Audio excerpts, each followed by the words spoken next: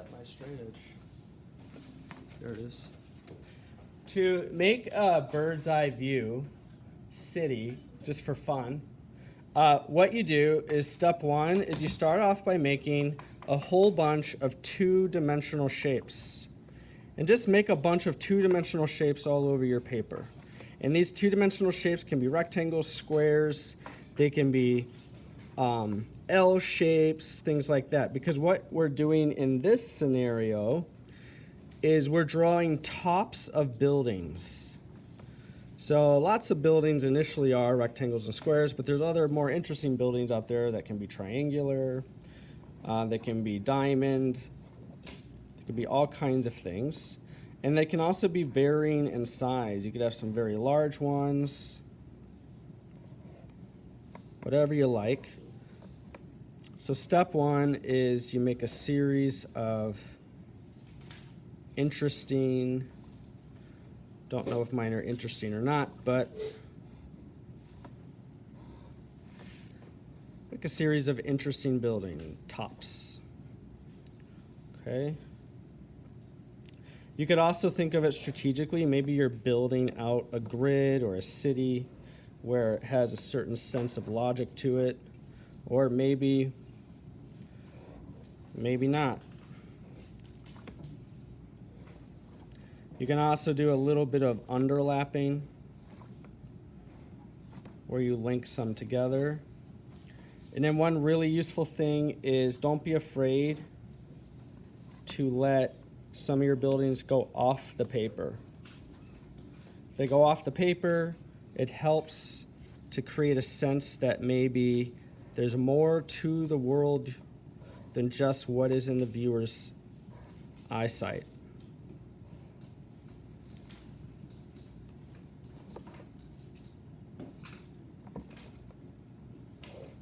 So I like to do a general start like this, and then move forward, and then later on I like to come back and underlap more buildings once I've moved on. So let's say this is enough. So what I need to do now is place a vanishing point. The vanishing point is your center of vision. Remember, a bird's eye view is what we call the view where you're looking downward on something.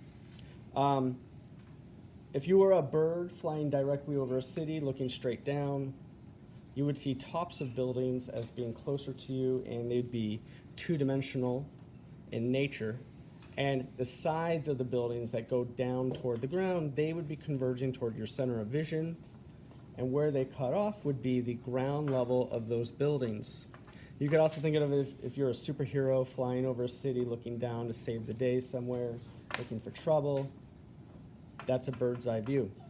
Bird's eye view also can be related to any view looking down, not just looking over a city. You could be looking down into your purse. You could be looking down into a hole. You could be looking down at your own shoelaces and seeing your legs in bird's eye view. So bird's eye view is just a term that we use to describe this point of view. So where I place my vanishing point is up to me. You could put it right in the center. You could put it off center. I'll put it right here. And now I'm going to start turning these into 3D buildings. And then my recommendation is start with the ones that are closer first. So I'll do this one toward the vanishing point. I don't want it to go on forever as far as I can see. I do need to cut it off. Otherwise, it's going to look like it's going into the middle of the earth. Okay? But where I cut it off is important. If I cut it off right here, that's going to seem like a very tall building that's close to my center of vision.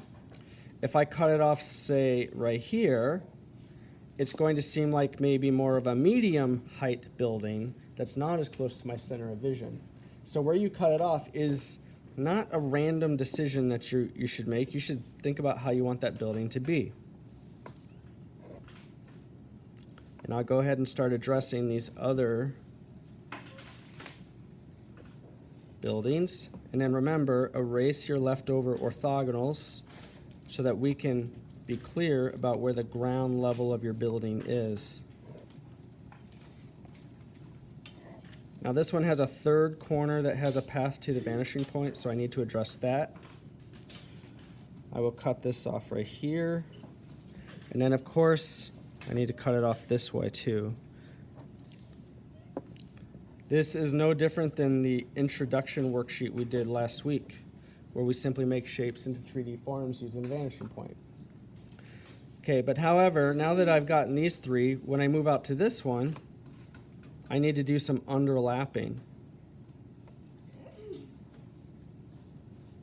Taking these corners, aiming them to the vanishing point, and then I'm just stopping them when they hit a building. Now this one goes all the way, so I have to address it. Where would I cut it off? I need to pretend that this one here would get cut off before this area here. So if this got cut off here, and then it went up here, and it went over here, then this one would probably get cut off about right here. So the building is still behind it, but it logically makes sense. If you cut off a building in the wrong place, it can create the sense that one of your buildings is floating off the ground. And if you don't want that, then you should avoid that. Here's an example of that. This building is behind this one. If I cut this building off here, now this building is floating. It's impossible. But if I cut this building off behind here, how about right there, and erase all this, now both buildings are equally grounded. So that's just an interesting thing about drawing bird's eye view, is you have to take those things into account.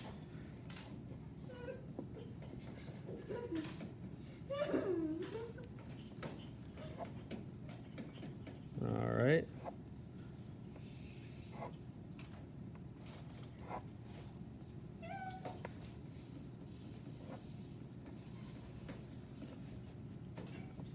So I've got an interesting thing going on right here. I could get really, could I do that? No, I won't do that. Okay. I'll start cutting these off.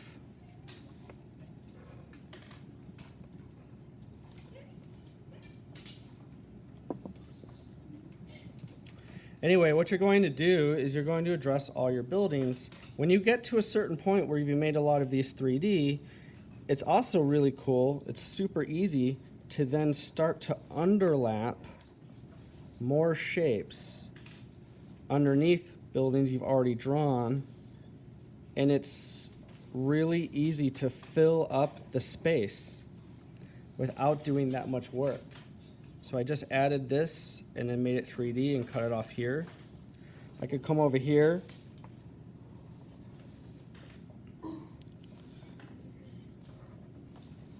I'm underlapping a rectangle. I'm pretending to then, actually I could just leave it alone.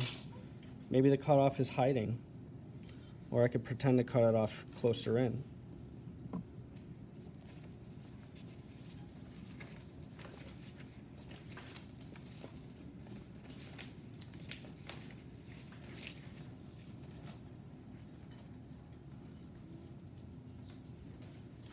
Skipping ahead to another drawing.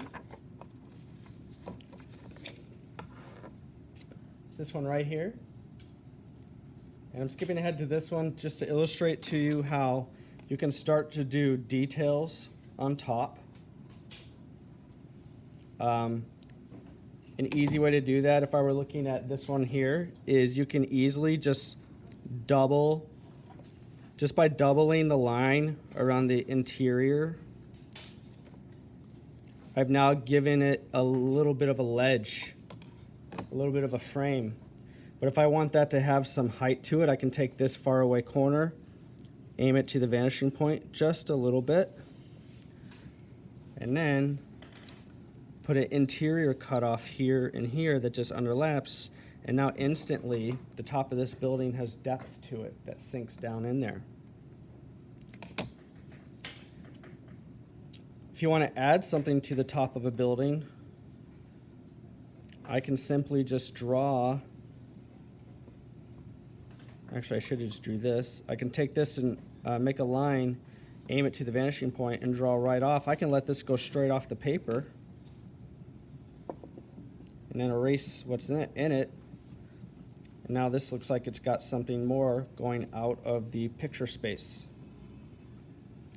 However, you can also make a shape on top of a building roof, make it 3D toward the vanishing point as you normally would, cut it off as you normally would, and that indicates that there's something growing off the top there. You can either do that by drawing the top first and then making it 3D, or you could draw, say over here, I'll draw the bottom first, come off of it to where I want to, and then I can add a 2D shape to that and erase what's inside it. Now when I did that, I got this extra corner I need to address right here, and fake that. With regard to details of windows and textures on the sides of buildings, it's really easy. The vertical ones just all go to the vanishing point, and typically you would make these equally spaced apart. This is no different than other lessons where we've learned how to make floorboards or floor tiles or checkerboards in perspective or sidewalks. I could draw my first line right here, and I've created a row of frames. Then I can aim this corner through this corner, and it's given me a series of intersection points that tell me where I might put additional lines. If I need more, I can do the same thing here. Now I have 1, 2 more. By the time you get down toward the bottom, though, maybe it's a little bit more in shading. If I was shading this or coloring it, I might make the stuff far away a little bit darker so that the stuff up close pops out as being higher. So this is something that you could pursue, and you can continue this type of a drawing until it is polished and completely shaded with details everywhere. Or it could just be a doodle that you do in your spare time.